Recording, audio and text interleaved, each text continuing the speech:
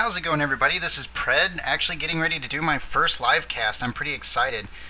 We are a couple patches later from my last cast, which that's not a big deal. But so anyway, first cast, first live one. Hopefully it goes well. And looks like we have a 1v1 Protoss versus Zerg. And like I said, this is live, so I actually have no idea what's going to happen, which is hopefully going to make for a much more exciting cast compared to the last ones. Also, it's not me playing. These are both pretty high-level players, which is good, so it should be interesting all around. I'm going to do my best to explain what's going on. I haven't played much since the last patch. I got into Platinum, which, as everyone knows, Diamond's now the highest, but they actually, in the latest patch, made Diamond extremely hard to get into. So I'm now, oh, there goes, I'm sorry, I guess I should explain who the players are. Way to start that out. But, so we have Freedom the Zerg, who just did the 2 extractor trick. He is now at 1210 supply. And we have Sir Malignant, the Protoss down here, who went 1010 on the pylon, and is now chrono boosting probes. But yeah, like I said, I got into Platinum, which was good. That's what I had said my original goal was. I haven't played a lot since. I've been playing use map setting Composition Wars. It's an extremely simple game, but man, it's so addicting. I can't stop playing. But I'm going to try to get some, even though the beta closes Monday, I'm going to try to get a few more games in on sometime this weekend and everything. So, but anyway, back to the game. Not much going on now. Malignant building his gateway at 14, going double gateway. We're playing on Kulos Ravine, and Freedom is building his spawning pool, and I'm assuming he built it at 14. I wasn't actually up here watching. But let's go ahead and check the production tab. We'll get that up. Overlord's building 2 gateways, a pylon, a probe. So anyway, they're actually pretty far away from each other, so the rush distance from this is pretty far, which is good or bad depending on how each person was building. So if, you know, Freedom was planning to do some sort of 2-hatch push or speedling push or something, it's a decent distance to travel. And same thing with Malignant. And looks like Freedom's already found him with his drone. Malignant, however, has not found him with his probe yet, but he will. You can see the queues going up top. So he'll find him. And he's got a weird little deal going. But either way, like I said, it's a decent rush distance, or decent distance to try to rush, so that's good. Freedom building a couple of Zergling, getting 6 and his queen, and looks like Malignant is getting his cybernetics core up now while he's pumping out zealots. Always a good time. I'm going to actually go ahead and take this time, since not much is going on at the moment, to say that I plan to, as I'd said before, I plan on doing some more League of Legends casting while the beta's down.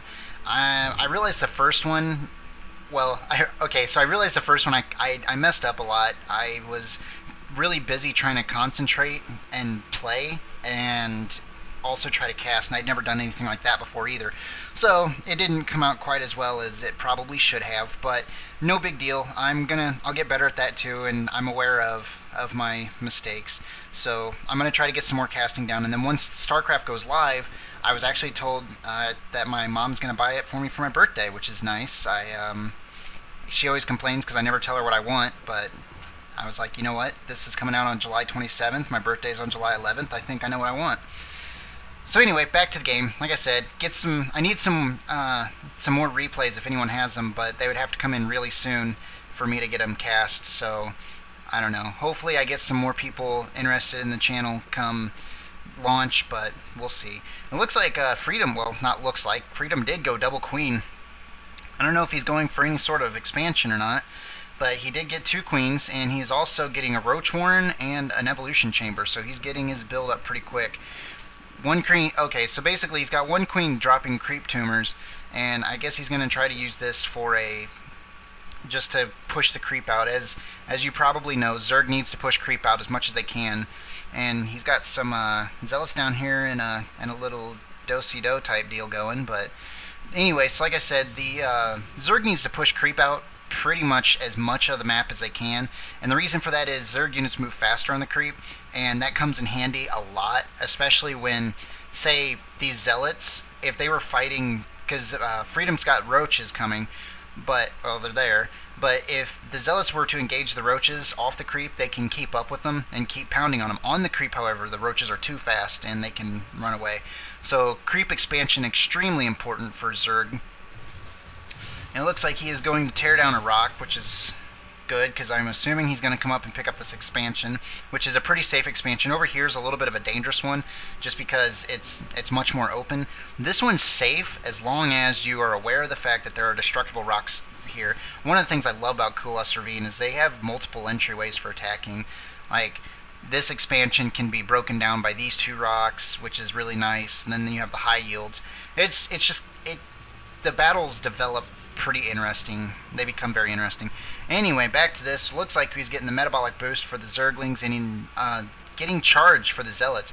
Again, that's something I kind of like to see because charge, again, with Zerg units moving much faster on the creep than the Protoss units, it's nice to have charge because it gives you it gives you a permanent speed boost, and it also gives you a dash ability, so it helps you keep up with the Zerg units. Other than that, though, not a lot of action going. We have a hatchery going up here, and lair being morphed, and I don't know, we'll check income, I suppose.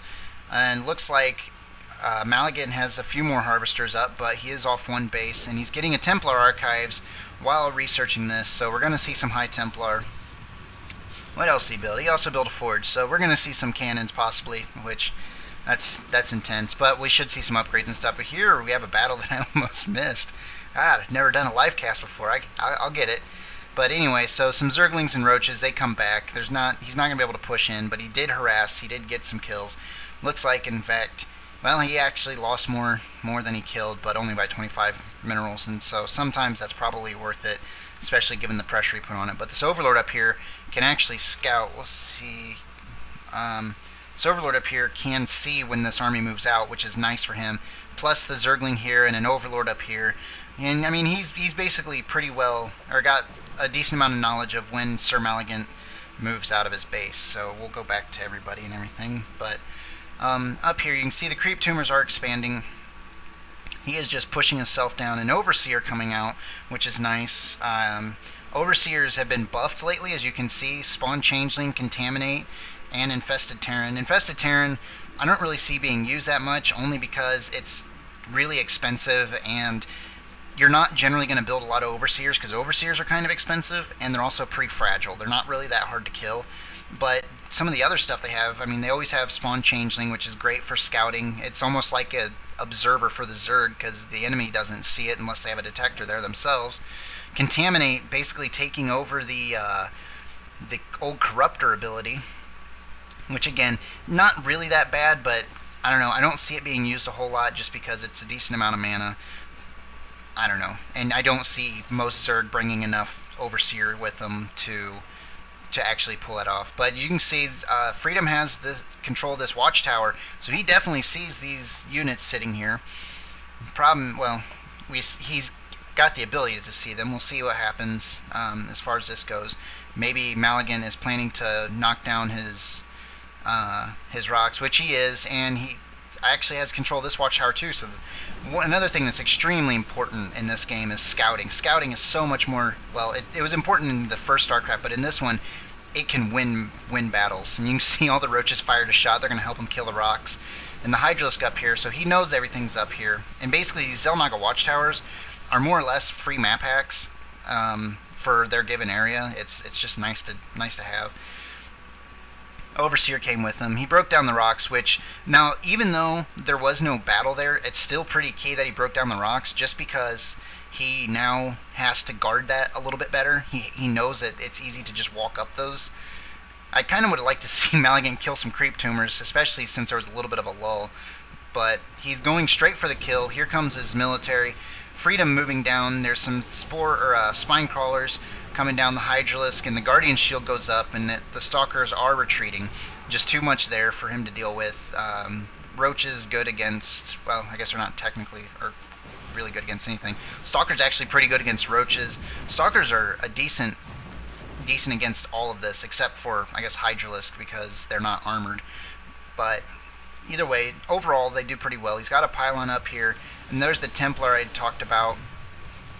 He's got some cannons destroying these rocks, which is kind of cool, I guess. A decent use of cannons, kind of strange, but either way, Maligan's chrono boosting a bunch of Templar out. I'm wondering, he did not get Warp Gate, which is kind of curious. Generally speaking, there is not a reason you should not get Warp Gate. There's a